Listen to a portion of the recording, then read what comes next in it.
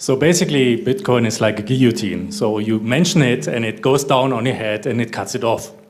It's what? It's like a guillotine. Every time you mention Bitcoin, basically the other party you're trying to sell the technology to shuts off. Yes. We experienced that when we delivered blockchain technology with the Red Cross together to Lebanon. When we mentioned the word Bitcoin, the counterparties we dealt with usually had a big issue of listening to the advantages of the technology. Right. And so how do we go around that? What's your take on that? Well, I mean, the reason is because there has been a very strong campaign to ensure that Bitcoin is associated with negative things. And this is not a coincidence. This is exactly the response you see to any disruptive technology. So you have two things. First of all, you have a technology that is different enough, that is difficult to understand. And then you have that technology offending some of the well-entrenched issues. I can guarantee you that the Stable and Horse Carriage Association of Switzerland was none too happy about this new automobile idea, and I'm sure they talked to a lot of journalists about how these devices would kill people on the street, and made too much noise and broke down and were unreliable. Now, if you think that's a joke, you should go look out the Red Flag Act that was passed in the United Kingdom in 1896 that required every automobile greater than a certain length to have an operator, an engineer, and a conductor. And they had to have a flag person running ahead of the automobile, waving a red flag to warn all of the innocent, terrified pedestrians that an infernal death machine was barreling down the road trying to kill them. This law passed in England, and it slowed down the development of automobiles fatally for England. These things happen again and again and again and again. The initial response you get is part fear of change, part engineered fear because of interests. And Bitcoin, just like the internet, look at all of the articles that were written in 1992, 93, 94 about the internet. The internet is a den of thieves and pedophiles and criminals and terrorists, and if you let your children get onto the internet, they will surely be destroyed, and no one uses it except for criminals and weird scientists, but we already knew they were weird anyway. And it has no practical use because we have fax machines and post offices that work perfectly fine, thank you very much. And in any case, the phone companies are building a much better version, which is the internet, only without any of the open, borderless, content-creating innovation and freedom that the internet is. Just closed, curated, editorially controlled, safe, PG-13, appropriate for all audiences, and boring. And in the end, those things failed. And they failed because what was exciting about the internet was that it was open and decentralized and borderless. And in the end, yes, criminals used the internet. Of course they did, just like they used automobiles and electricity and phones and shoes to run away from robberies. And the bottom line is you don't make transportation policy or shoe policy or telephone policy or internet policy or financial policy based on the narrow use a criminal will apply to a technology. You look at the bigger picture as to what happens if you give the tools of financial freedom to 7.5 billion people. Now that's terrifying to some. I don't care.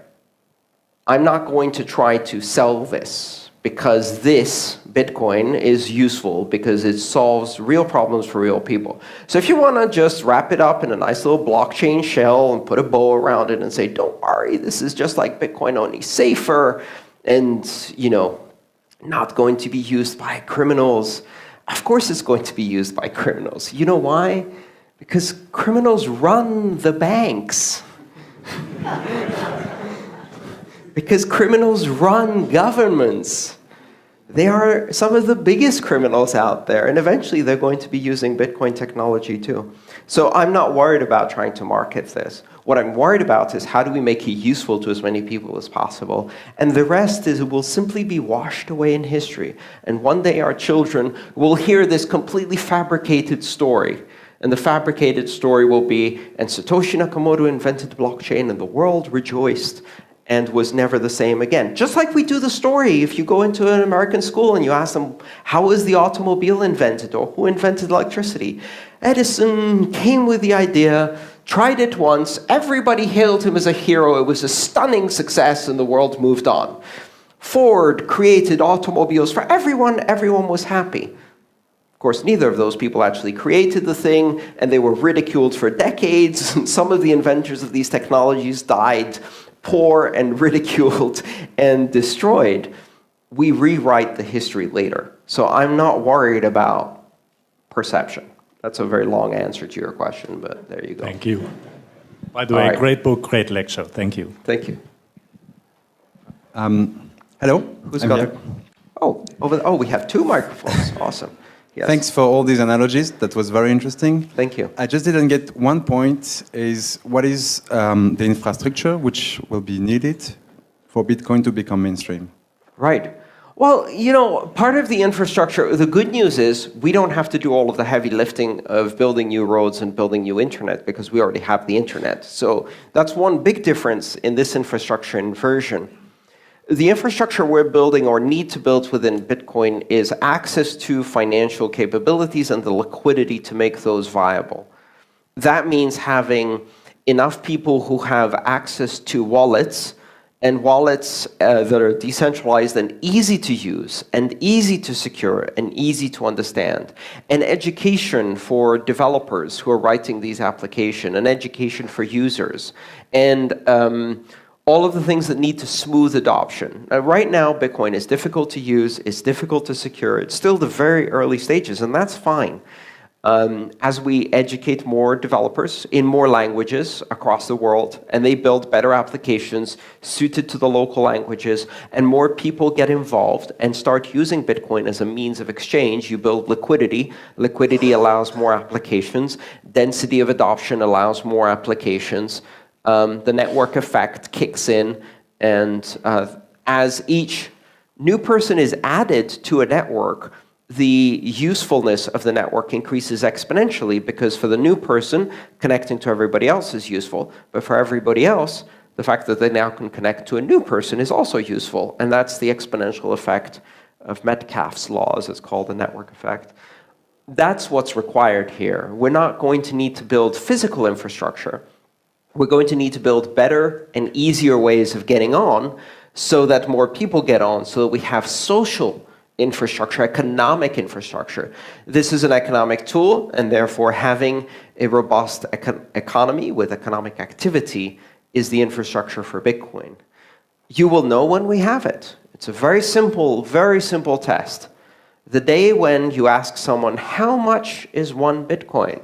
And they say, oh, what do you mean? It's one Bitcoin. One Bitcoin is 1,000 millibits, 100 million Satoshis, or one Bitcoin. No, but how much is it in dollars? Oh, well, I mean, a dollar is 0 point something Bitcoin, but who cares? That's when you know we've made the economic inversion, the infrastructure inversion. Yes. Do we have a microphone? Okay, and if the next person wants to raise their hand so we can get a microphone for you in advance, very good. Go ahead. So the key fulcrum to blockchain technology is decentralized ledger and decentralized consensus. And you talk about a future where this could be the economic standard, so to say, across the world. And you mentioned 7.5 billion people. My question really is, those people are not evenly distributed, right? So no, hypothetically, there could be a country which could dominate in terms of mining power, and then it's not so neutral anymore as a platform, right? So is there any way, you have any thoughts around that, how we can overcome it? Because this would be one of the questions that governments across the world would ask when trying to adopt this. Well, domination by a single country is extremely unlikely, because the bottom line is, I mean, you will see in the early stages, especially because of certain convergence of characteristics, like, for example, the availability of cheap and immediate geographic access to silicon fabrication is an advantage today, and it's an advantage because we're moving from generation to generation of ASIC every 3 months. That era is over. We hit 16 nanometers. We're not changing ASIC generations now for 2 years. That's going to change the environment of mining dramatically. I'm not that worried about centralization in any single country. Countries would be worried about that. Well, if you think about it, today our currencies are run by a proof of oil consensus algorithm, right? And there is a certain amount of concentration of the underlying proof of oil resource in some countries, which some, admittedly, may have said leads to war. That doesn't change. Digital cryptocurrencies, decentralized currencies, they still have people in them, and these people still will engage in geopolitical games. That doesn't change, but how decentralized things are changes the equation. It makes it less likely that you're going to have such specific concentrations that are based on a resource that really can't move because it's been there for millions of years. So I think we're going to see a very different environment evolve. I don't know what that environment will be yet. So this is part of being part of history. You get to see it as it unfolds. Who's got the next question? Yes. So if I may, would like to go back to the original question. You talked about the status quo fighting the new technology and this whole idea of co-opting and the banks being against Bitcoin. If you look back over the, I don't know, let's say the last 6 to 9 months, it seems like banks are going bananas for the blockchain. Yes. They're opening up laboratories, they're coming with this, and Blythe Masters is running around, and all of this other stuff. I was wondering if you could just talk a little bit more about if you're really sure that the banks won't succeed in co-opting this technology, bolting the old system on top, and then we all keep going like we are, or is it really going to open up to everyone? That's a really good question. And if they could co-opt this technology, they certainly would. But the problem is understanding exactly what's at stake here and what the differentiation is. The thing that makes Bitcoin interesting is not the fact that you can use it to record transactions in a chain of blocks. That is not interesting. That is, in fact, stunningly boring from a database science perspective.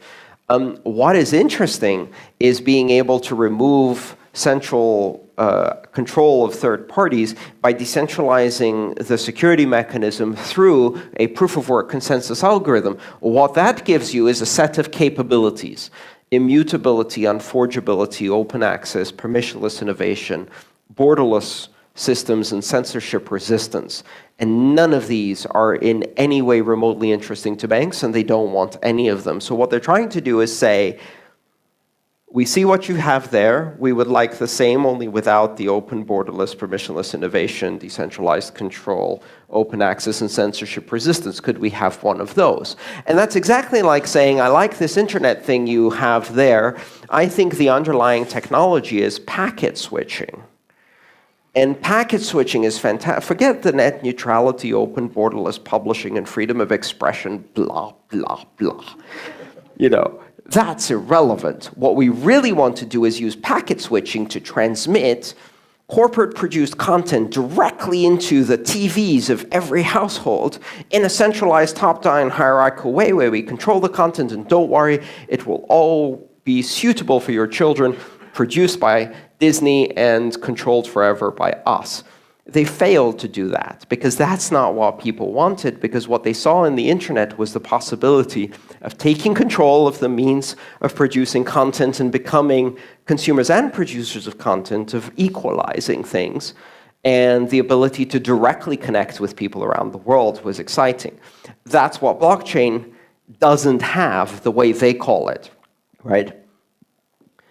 So the thing you have to ask yourself is, what are the 7.5 billion people on this planet looking for in terms of economic inclusion? Are they looking for something that has identity and KYC and controls on the borders and regulations about the amounts and totalitarian surveillance and a very cozy relationship between regulators and state and money? Or are they looking for a new way? And the answer is simple. Most of them are not part of that system because they haven't been invited. And they'll never be invited because right now what we're doing is restricting the number of people who can actually access that system. Economic inclusion is backtracking. So what Bitcoin offers is not what the banks are co-opting. What they're co-opting is a system that has nothing to do with what we're building. This is a comparison between centralization and decentralization, and they can't co-opt decentralization, because by co-opting decentralization, they lose all the power. So some banks will. Some banks will adopt decentralization as their go-forward mantra, and big chunks of the industry will be replaced by companies you've never heard of before, which is why the top companies on the internet are not the phone companies, for the same exact reason. I'm not worried about banks co-opting blockchains. They have bigger problems. They've got to figure out what the hell to do with interest rates. Oops.